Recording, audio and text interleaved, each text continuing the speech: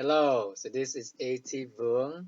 This is my video number 4, Reflections on Standards number 6 to 8. Um, my fourth video is also a continuation of my PBL project. I had to restructure and juggle a little bit. It turned out that my video 4 goes before video 3.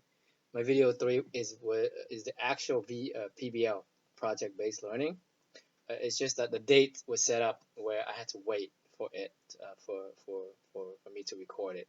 So my video 4 was the pre-planning, setting up the project, the poster, the coloring and group work before the final presentation. So video 3 on standard 4 and 5 was the oral group presentation, and video video 3 is on the group presentation, and video 4 is on standard 6 and 8. So it took a little bit of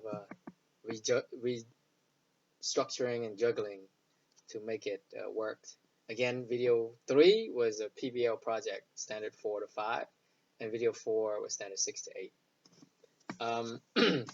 I noticed with PBL project, it took us 2 days to work on it, and it took a lot of collaboration with my co-teacher, because this class I co-teach with another teacher. So even before this project, we had to coordinate and did a lot of collaboration and coordination and communication.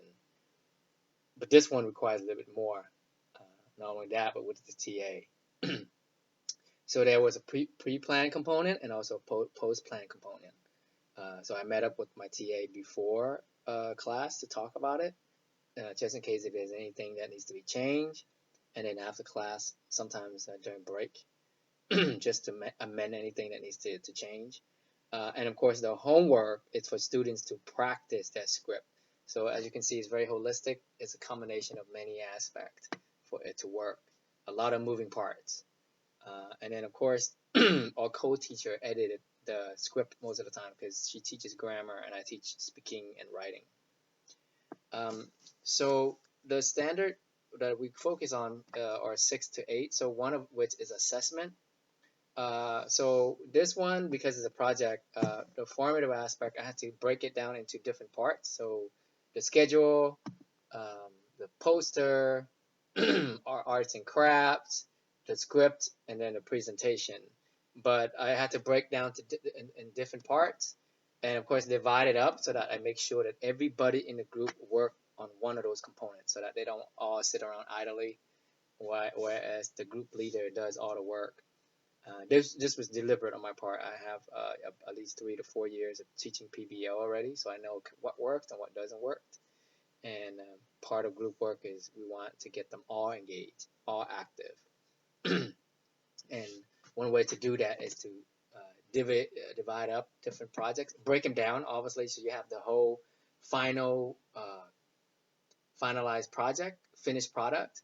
But before you get there, you want to break it down into different parts. Given that these are English language learner, I had to break down my language as well and keep my language very simple and very short.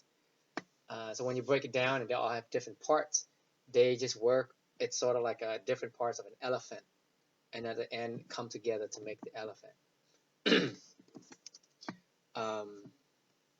The summative aspect, the summative assessment, is the final project itself. So I'm grading the poster on all the components that entails, and also the oral class presentation. This is a graded final number project that we put onto a system as part of their final grade. So they have a midterm, a final, all their homework, participation, and then of course their project. Some classes has maybe 2 to 3 projects. This one only has 1. So what are the strengths and weaknesses or the challenges of teaching PBL?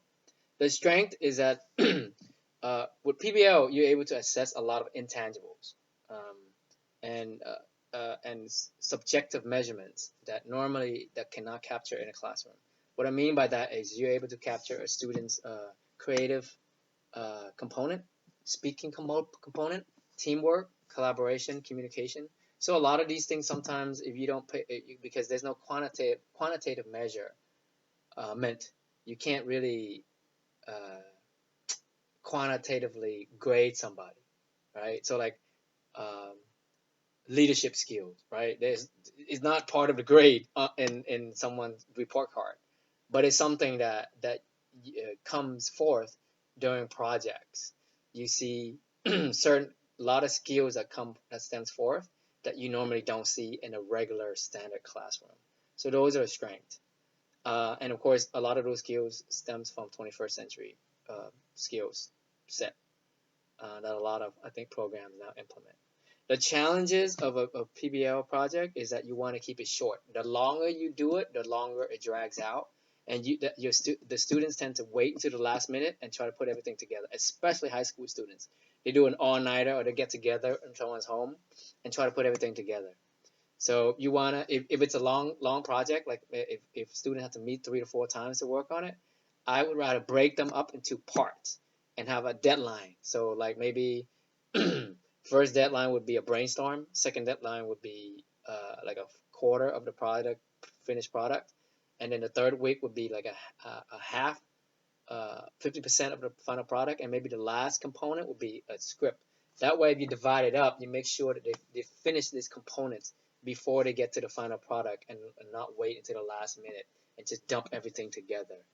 Um, the other challenges is that sometimes students don't mesh together well, and so they tend to have a tendency to socialize if they do mesh well or work well together. Oh, not necessarily work well together. They abuse the privilege of group project and socialize. Um, and then you have students who just sit there and don't do anything because there's a lack of guidance. Sometimes students are not good leaders in terms of divvying up material or have a lack sense of direction. So that's when the teacher or the TA has to jump in and provide a sense of direction. So overall summary, I talked about the juggling and restructuring aspect of these two videos, my collaboration with my co-teacher and my TA, the assessments that I had to work on, formative and summative assessments, and also standard 7 and standard 8, which I pointed out in my video. And also, finally, I talked about the strength and challenges of PBL. Thank you very much.